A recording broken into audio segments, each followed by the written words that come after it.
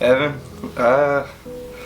Evan was like always a bigger brother to me. Have fun. Have fun with him while a day. He was unique. Yeah, I don't know, you couldn't describe him. He had different reactions to, I don't know, he was just special, you know? He was really, honestly, very sweet and compassionate. He was really like I said, he was really real. He was really real. He was always there. He had so many friends. He was the kindest, most loving, most generous, free-living person ever. He's just one of the nicest guys like I ever met. Like out of all the people I know, I just know Evan. Like no matter what I needed, if he had it, he was gonna give it to me. Whether it was a shirt on his back, the shoes on his feet, I knew I had it no matter what. Goofy, wild, crazy, carefree, high energy. Yeah. Good heart. He loved kids. I love my brother. He was an uncle. He was a best friend. He really cared for everybody, no matter who you were. I really never had or met anybody like him. He was my sister's firstborn.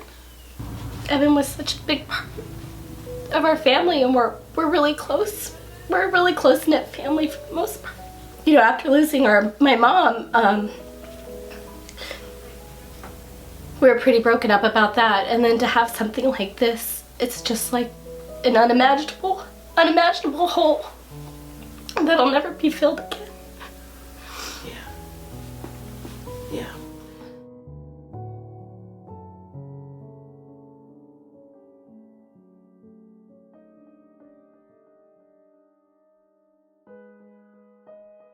It was before noon. My boyfriend gets a call from Evan's phone number, FaceTime, and he answers thinking it's Evan. And then his girlfriend, his girlfriend at the time was on the phone, Tori. So she's like, hey, were y'all hanging out with Evan last night? And I said, no, why? She said, I was just wondering because he came home with throw up. He had throw up everywhere, and he just was not like, I don't know. I was just wondering if y'all knew what happened, because and she had gone into detail saying where she was. Like, I was at a hotel. And it was just weird thinking back now that she had went to describe what she was doing, But I didn't think ever to ask if Evan was okay, I didn't think. So when she said he had throw up everywhere, she said that she cleaned him up and everything. And she told us she cleaned him up. And then at the time when she was on FaceTime, I seen that she was in a car. I don't know what she was doing. And then I hear a lot of other people were getting phone calls from her too. I started calling Evan because we're getting close, and he didn't answer. I called him about 3 times, and then I finally got a call from Evan's phone, So I answer, I'm thinking it's Evan, but Evan wasn't on the phone. We ended up getting a phone call back from him from his girlfriend. And she was speaking to me so calmly, on the phone. I'm just like, okay. She's saying, hey, I need your help. She was basically just like, hey, Evan is laying on the couch, he won't wake up, and he has stuff all over him, he's drunk. Can you come over here and try to wake him up? Well, did you throw some water on him, Did you slap him around? Did you yell at him or something? Yeah, I tried a lot of that stuff, it's just not working. I need you to come help Evan. 15 minutes or so later, I ended up getting a call from Isaiah, and he stated that Evan had already turned purple and he was apparently dead. Isaiah said that she had called him earlier, and then he got back in touch with her, or she called him again on his break at McDonald's, and he had walked over there and he had seen the whole situation and the whole scene. And then he called Malik, was like, bro, Malik, Evan's dead, bro. And the only thing Malik could say was, if there's not an ambulance there, like, I'm gonna go crazy. Like, y'all need to call. Like, nobody's still called an ambulance. Like, why are y'all telling? She's been calling me 45 minutes ago, an hour ago, and there's still no ambulance there. Like, y'all need to call an ambulance. I was the reason the ambulance was called, because I kind of flashed out on the phone. I'm like, well, look, it better be an ambulance there when I get there, or, Then he got off the phone with them, and he called Miss Megan, and he was like, can you please just get to Tori's house? Like, something's wrong with Evan. And then I probably arrived at Tori's about 25 minutes later. because of the traffic being backed up. Miss Megan was already there, and we got out of the car, and Mr. Scott just looked at us and he just shook his head, and all I can remember is Malik just throwing his hat off and just crying because it's just another one of his friends gone. It was so sad. And then like I remember like turning around and like seeing everybody that was outside, and I looked at Mr. Scott and he was shaking his head, and tears just started coming from there. It's just kind of a blur after that. Yeah. I went and got in my car and tried to drive off. I couldn't drive because tears were in my eyes. It was making me mad.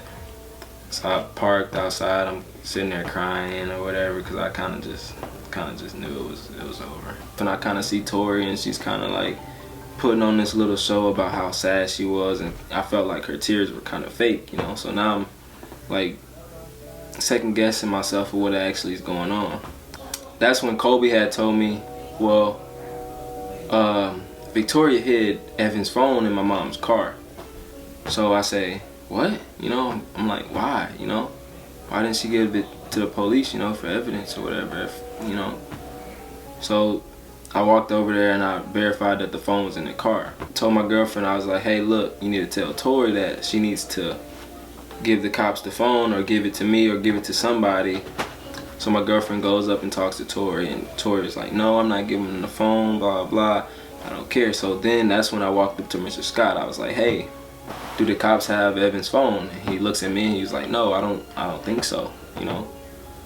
So then I walked up to the detective that was standing at the door, and I'm like, hey, did y'all end up finding Evann's phone? And he goes, no, there was no phone, you know, found.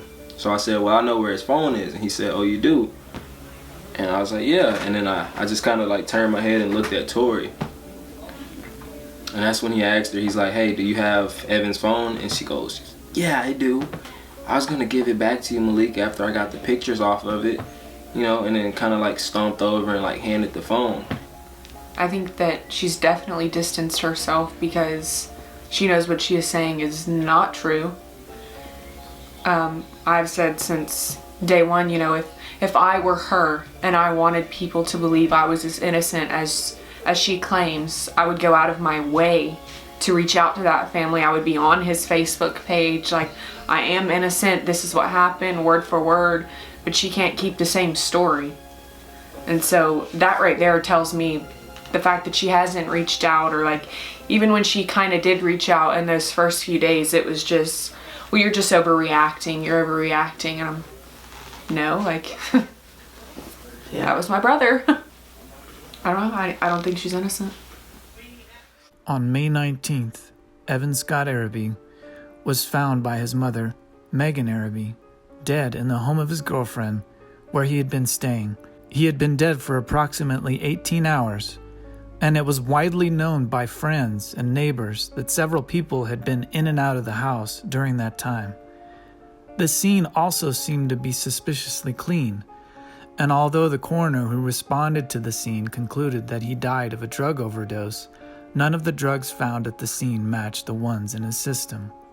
His bank card had also been used at a series of ATMs to empty his bank account, starting shortly after the approximate time of death. Despite these odd inconsistencies and outright felonies, no arrests were made. In fact, none of the neighbors were questioned. It took over a month for the local police to attempt to obtain the evidence from the ATMs.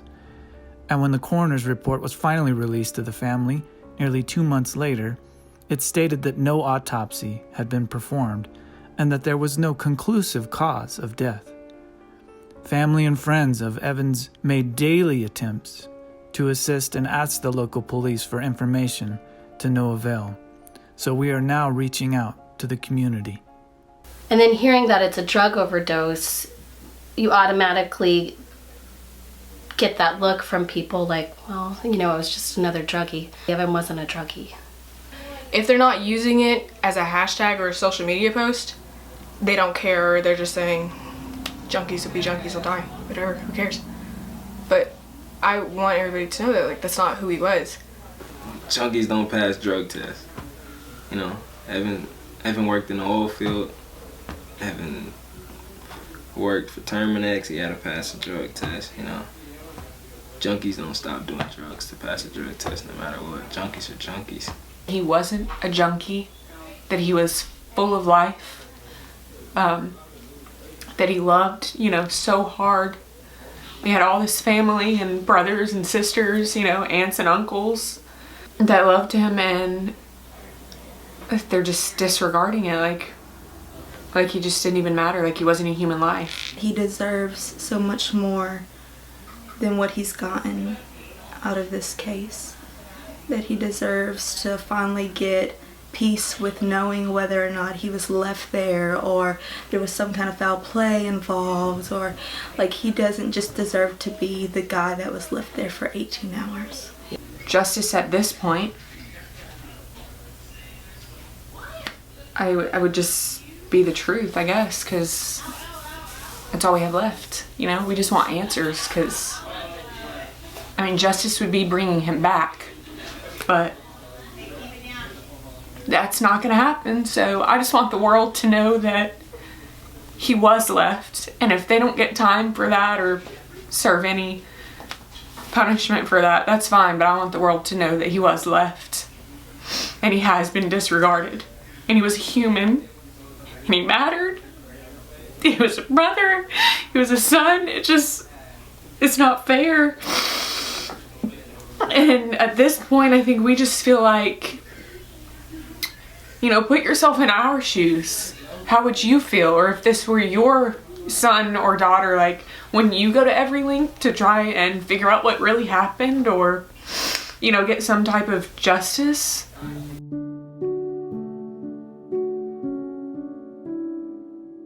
You know, shortly after he died, I guess it was the next day, I'd woke up freaking out because I had a dream and I had seen his face, and I mean, that was just crazy to me. But,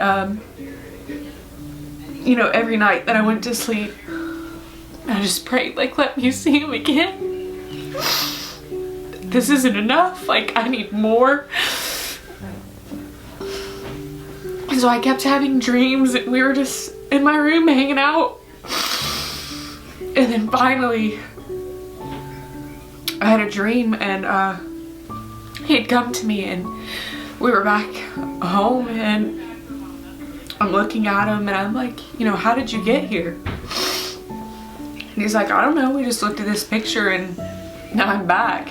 And when he says we, like, he's referring to Jesus. Like, it's like as he's talking, I can see everything that he's saying.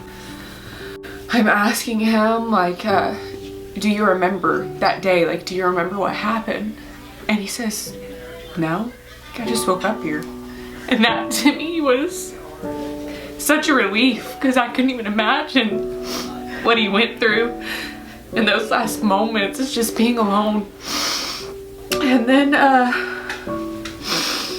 oh, I'm always telling him, you know, it's been forever since I've seen you. And he looks at me and he's, what are you talking about? I just saw you the other day. And I'm like, it's been like 7 days since I've seen you, like. But, you know, we're standing there in front of this gold gate, and he's like, there's these huge mansions in the sky, and like, the whole time he's just trying to tell me, like, it's real, Paige, it's real. Because, you know, not too long before he passed, he had come to me one time and just asked, you know, like, what do you believe? Like, I'm kind of unsure. And I kind of said the same thing, like, I really don't know either. But then, after that dream, like, it's just like he wanted me to know, like, it is real, like, everything you've ever questioned, it's real. And then, you know, we were on our way out of my room, and he turned around and gave me a hug, and it was the realest hug from him I had had since before he passed. And, that was it.